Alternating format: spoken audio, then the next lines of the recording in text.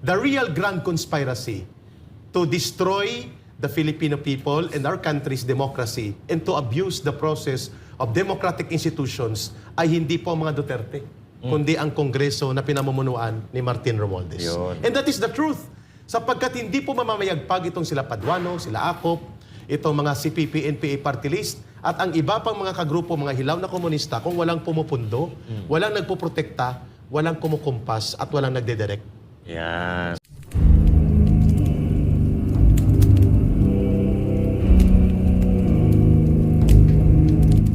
Yun, magandang araw po sa inyo lahat. Welcome po sa Makapili TV. Ito na nga po, huhubaran po ng maskara itong si Congressman Paduano na alam niyo naman laging galit na galit at laging pong pinag-iinitan yung kanilang mga resource persons, especially pag ito pala ay mga uniform personnel, talagang gigil na gigil ito si Paduano. So ito pala si Paduano, dati po pala itong miyembro, pero base sa kanilang analisa dito, until now po pala is connected pa sa CPP-NPA itong si Paduano na mayroong alias na Garapati Luwalhati. So kung sila ay galit na galit doon sa mga screen name na nakita nila doon sa mga acknowledgement receipt tungkol dito kay Lamerigis Piatos, kay Kokoy Villamin, etong si Paduano pala ay gumagamit din pala ng alias sa katauhan ni Garapati Luwalhati. At kasama pala itong si Congressman Acop na base po sa mga banateros na to, nagpoprotekta dito kay Paduano. So ito, panoorin po natin itong paghubad nila sa maskara ni Congressman Acop at ni Congressman Paduano. So panoorin po natin, pero syempre bago ang lahat, kung hindi ka pa nakasubscribe sa Makapili TV, baka pwede naman po pakipindot po muna yung subscribe button at the same time palike na rin po ng video, wala naman pong bayad yan. Kaya pindot na. So ito, panoorin po natin kung paano nila hubaran ng maskara itong dalawang congressman na ito. Sorry ba ito? Na-absuelto ba ito? Na-amnesty ba ito? These are gray area. 22 PNP, 22 police ang namatay, di umado doon sa kay Paduano na yun, sa issue nila. Iyon, isa pa yon. Yung war on drugs ni PRRD, katulad ng sinabi ng ng isang kongresista diyan na budol daw. At may malala pa siyang sinabi, I will identify him. Sige. Iwan ko bakit naging police general at naging abogado to si Acop. Tinawag niya na Grand Criminal Enterprise, ang war on drugs ni PRRD. At isa daw na Grand Criminal Conspiracy against the Filipino people. Linyada ng CPP, NPA, NDF yung kanyang ginagamit. Talaga? Linya ng CPP, NPA, NDF, ang line na yan, na binabanggit ni Congressman Acop na dating general sa police at naging abogado pa at nagpapakilalang investigador at ang hindi niya lang idinagdag ay siya involved sa Kuratong Baliling, yung hindi dinagdag niya. Sabi niya, ako'y abogado, investigador, pero dapat dinagdag niya, Kuratong Baliling. Kuratong, Yan. So it means Sino to? Si Acop? Si Acop.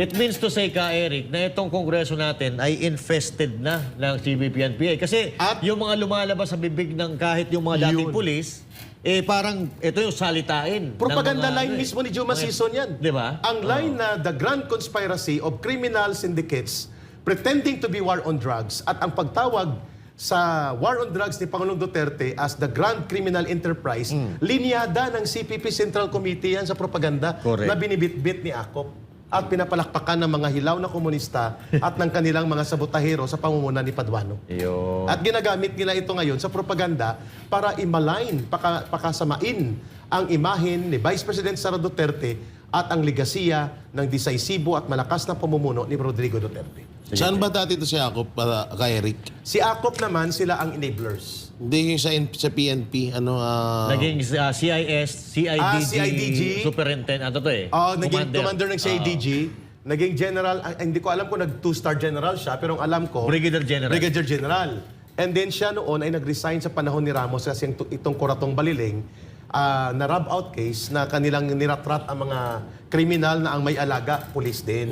So para mawala ang mga ebidensya, ang isa dyan, senador involved, nagtumatakbo, yung author ng Joint Resolution in House Senate number 10. Kung bakit may liquidation by certification. Parang kilala ko yun, yung senador. ganito buhok nun. Naniniwala ba kayo Sige. Mga partner, kayo ba ay naniniwala na kapag ka ang isang tao ay magaling magbintang, most likely siya yung tinuturo niya yung sarili niya. Totoo Sabi nga yan. niya, sa tuwing tumuturo ka ng isa, yung tatlong daliri nakaturo din Exactly. sa'yo. Tama. Kayo ba ay naniniwala dyan? Tama ka dyan, Boss Dada. At maganda yung tinura ninyo na binuksan nyo itong talakayan na ito. The real grand conspiracy to destroy the Filipino people and our country's democracy and to abuse the process of democratic institutions ay hindi po ang mga Duterte, kundi ang Kongreso na pinamumunuan ni Martin Romualdez. Yun. And that is the truth. Sapagkat hindi po mamamayagpag itong sila Paduano, sila Acop, itong mga CPP, NPA party list, at ang iba pang mga kagrupo, mga hilaw na komunista, kung walang pumupundo, walang nagpuprotekta, walang kumukumpas, at walang nagdedirect. Yan. Meron akong kukwento. Ngayon daw, ang death anniversary ni Joe Masison. Oo, tama ka. December Saktong dating mo rito. 16. Yes. Ngayon. At Congratulations. Happy anniversary, death anniversary. At malamang ngayon ang mga komunista sorry. at ito po ay hindi po ito lingid sa kalaman ng taong bayan. Naglulupasay po ang mga komunistang mga nagpapakilalang hindi kami komunista, hindi kami NPA nang mamatay si Joma, bumaha ang luha nila sa entablado sa UP sa pagbibigay ng parangal. At ngayong gabi, ang mga komunistang mga terorista na nagkukunwaring party list ay nandun, nagbibigay pugay sa 1-year death anniversary ni Joe Masison. Kaya pala may concert kagabi. Yes, sa Malacanang. Parang nagsabay-sabay na sila, no? Parang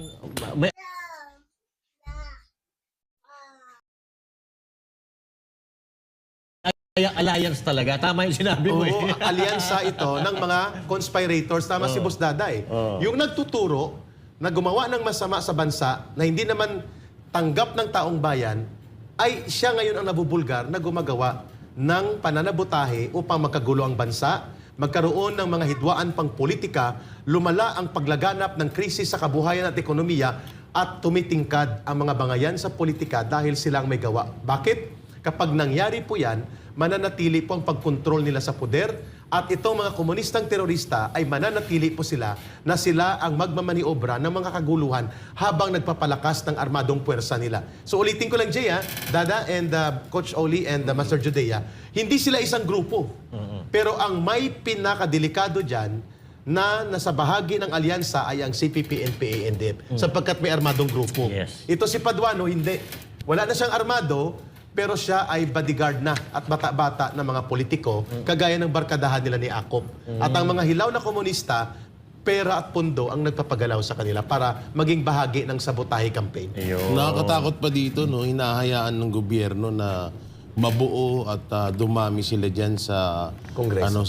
sa Kongreso. At hindi lang sa Congress, may mga iba pa diyan sa iba't ibang panig ng government. Na samantalang noon nawala naman yan at tinugis nga yung mga yan, nagkaubos-ubos. Pero ngayon sila pa ang mga may kapangyarihan na magpakontem sa isang attorney, Isa pa yan. magpakontem sa isang PNP, Sa isang general. sa isang general na samantalang gumawa or naging bayani ng bayan natin, naging inilaan ng buhay para sa bayan natin. Nakakalungkot lang isipin na bakit pinagbigyan ng pagkakataon ng presidente at lalo na ng speaker na makagalaw yung mga makakaliwa na yan. Which brings to the question ngayon, Coach Oli, and Master Judea and Boss Dada, ang binanggit ang tinura ni Jay.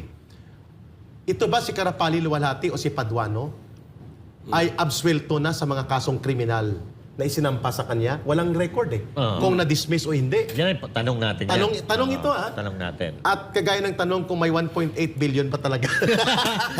Delikado tayo dyan, Eric. Easy. Yung ano pa yun, with kapag galit ka pa daw, additional, 500K. Boss Dada, magandang tanongin ito sapagkat ang mga pinatay nila ng mga sundalo at pulis, ang sabi ni Major General Orlando De Leon, Marines, sabi niya, sorry for the word, in English please, kasi may mga nanonood na hindi naman marunong kaagad sa English. So, i-translate ko, inihian. No? Umiihi si Paduano sa puntod at libing. ng mga bayaning totoong nagtanggol ng demokrasya, mga pulis at sundalo, sapagkat ang pinakulong ng Tala. PMA Class 1988 yan. Nako, So ang word na ginamit ni Major General Orlando De Leon, retired Marines, Oo. Paduano is making a feast, piecing on. Iniihian niya ang puntod ng mga bayaning sundalo at pulis na pinagpapatay nila.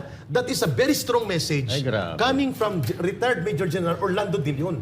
At nakakabahala yan sapagkat sino po ang nagkakanlong kay Paduano aside kay Akop at sa Congress? Ano po mga krimen niya? Mga pinagpapatay nila, pinag-ambush nila. Nagpasori ba ito? Na-absuelto ba ito? Na-amnesty ba ito? These are gray area. 22 PNP, 22 police ang namatay, di umado doon sa kay Paduano sa issue nila. Iyon, isa pa yon. At ang daming pinatay ng NPA nung nasa NPA pa siya at nung nasa RPA-ABB sila na dapat mapanagot siya. Lalo na ito pati si Franz Castro. Dahil under appeal siya, samantalang si Pastor Kibuloy ay hindi convicted, may kaso lang, hindi makalabas. At ang mga ministro ng KOGC. Samantalang itong convicted criminal sa Toro Campo and Franz Castro ay hindi nakukulong at si Paduano na most likely may mga pending criminal cases sa pagpatay sa mga pulis at sundalo, panununog at pangbobomba at hindi inilalantad ng gobyerno ngayon, sino ang kadler niya? Hindi kaya ka Eric may ex-deal tong mga to? Most likely. Diba? Most likely. Sinong Kadler? O sinong kanyang maliban sa kay Martin Romualdez, sa House Speaker at kay Akop, sino ang nag-handle sa kanya? Pwede ba ito? Nagtatanong na ngayon ng taong bayan. At ang challenge ngayon sa mga retired and active military officers, napakalinaw po ng napakasakit at puno ng emosyon na inihayag ni PMA Class 1982 at retired Marine General, Marine Major General Orlando De Leon, inihihian po at binabastos ni Paduano ang libingan at puntod ng mga totoong bayaning mga pulis at sundalo sa kanyang pagpapakulong at pag-abuso sa poder, Boss Dada. Sa kay... Question. May question lang ako kay Ka Eric since na-discuss naman natin itong issue ng mga makakaliwa na sa gobyerno. Meron kasing nagsabi sa akin na isang PMAer na retired na ito daw si General Browner at saka itong si Teddy Bagilat na kilala mo naman siguro yan kung ano din ang affiliation ni Teddy Bagilat. Sila daw ay magpinsan. Totoo Hindi- ba na magpinsan yung dalawa? Hindi ko ma-confirm, Boss Dada, but may possibility na may bloodline kasi ang mga Brunner, nag-migrate yan mula sa Amerika, ang kanilang mga ancestry, at nag-settle sa Cordillera. So most likely, there is a high possibility na may bloodline. Si Titi Bagilat, bagamat hindi CPP, NPA, NDF, hilaw na komunista ang barkada niya, like sila Hontiveros, at sila De Lima dyan, yung Akbayan Group, malapit siya. Pero tama naman na binabanggit ni Brother Boss Dada, na bagamat hilaw na komunista, kaliwa pa rin ang orientation. Wala lang silang direktang armado. So is there a possibility na may bloodline connection sa Chief of Staff? There is a possibility. But on the question of professional integrity of the Chief of Staff, ni General Browner, nasa sa kanya yan para kanyang patunayan na hindi siya maapektuhan ng bloodline or political influence sa mga pamilya na kanyang kalinya sa kanyang bloodline, like itong kung possibility na may connection siya kay former Congressman Teddy Bagilat, na isang mga agitator din, kalinya ng mga hilaw na komunista, dapat patunayan niya ito. At lalo na pong binabanggit, this is a big challenge for him to speak up as a Chief of Staff. Yes. Ahayaan mo ba na insultuhin ang Philippine Military Academy at ang mga graduates nito ng isang mamamatay tao? Totoo naman mamatay tao ito talaga ang grupo nila Paduano. Diyan din ako nanggaling ang kaibahan naming dalawa. Wala akong kaso na inaharap tungkol dyan at ako po yumakap sa batas at nagpailalim sa gobyerno. Ito hindi malinaw eh. Sino ang nag-handle sa kanya? Aside sa Congress na pinoprotektahan siya at ng kanyang late benefactor at protector na si former Assemblyman or Congressman Danding Kuhangko na wala na ngayon, sino pa sa gobyerno ngayon ni Marcos ang nagpo-protect sa kanya? So ibig sabihin, kayo So, malinaw po na mukhang totoo nga sinasabi nila na ang ating gobyerno ngayon is napasok na ng mga makakaliwa. Kasi kung mapapansin nyo nga naman, karamihan sa mga uniform personnel na pinasight in contempt, ang nag-motion ay mga makakaliwa. Kapag ito lalo na kung ito nakadikit sa mga Duterte tulad ni Atty. Zoraida Lopez na Chief of Staff ni VP Sara, na alam naman natin ang mga Duterte ay lumaban talaga o nilabanan talaga ang mga NPA. So, sa panahon ng ngayon, sa administrasyon ni Pangulong Bongbong Marcos, mas naging aktibo ang mga makakaliwa. Kumbaga binigyan sila ng freeway na makakilos. Pinabayaan sila ni Martin Romualdez na makagawa ng ingay, ng gulo. Kasi talaga ngayon, napakagulo ngayon ng gobyerno natin na isipin ninyo yung lumaban sa droga, ngayon inuusig tungkol sa droga at pinalalabas nila na sila Pangulong Duterte ay may kaugnayan sa illegal na droga. So, pinalalabas lang talaga rito na kumbaga dito pinamumukha na sa atin ni Ka Eric na dating kadre ng mga NPA na ang ating gobyerno ngayon ay kumbaga mas binibigyan ng importansya yung mga makakaliwa kesa sa mga nagtatanggol sa ating bayan. So, sana po wag nating hayaan na makabalik sa Kongreso itong mga makakaliwa. At the same time, wag na nating papasukin pa yung ibang nagnanais pumasok sa gobyerno na mga makakaliwa sa pamamagitan ng pagboto. So maraming salamat sa panonood. Ingat po kayo lagi. God bless.